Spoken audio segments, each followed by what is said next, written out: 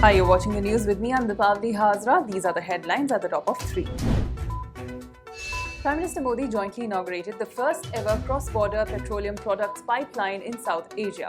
Prime Minister Modi said that the pipeline was ready in half the expected time. The PMO called the project an example of India's close ties with Nepal. The Motihari Amlekh Kunj oil pipeline was first proposed in 1996. Former MLA of Imran Khan's Pakistan Tehreek-e-Insaf party has sought political asylum in India, alleging that minorities are persecuted in Pakistan. The ex-MLA Baldev Kumar is in India currently on a 3-month visa. He had represented the reserved seat in Khyber Pakhtunkhwa province. He said he was forced to move his family out of Pakistan as religious minorities there were persecuted.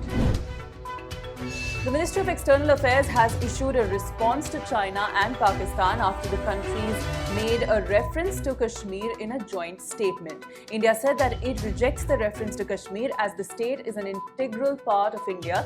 India reminded China that its economic corridor passes through territory that belongs to India and is illegally occupied by Pakistan since 1947. 8 Lashkar-e-Toiba terrorists were arrested by the police today.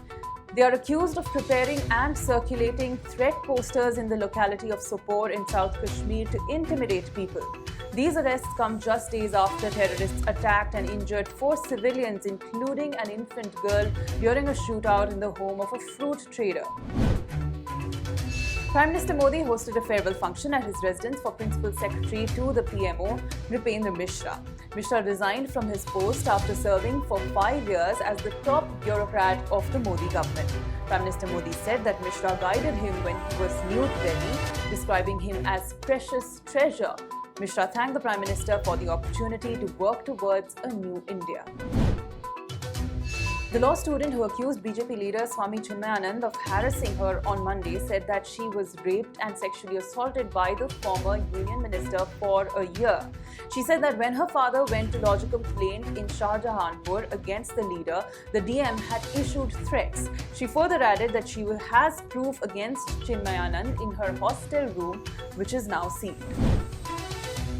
US-based disability rights activist Virali Modi wants CISF personnel in airports to be sensitized to handle passengers with disability.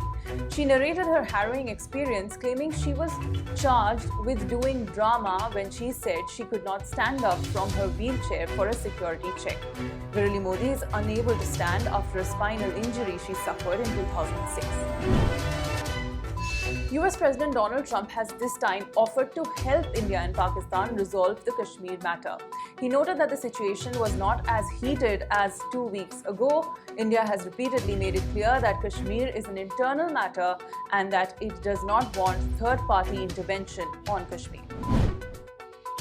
That's all for now. Stay tuned for more updates.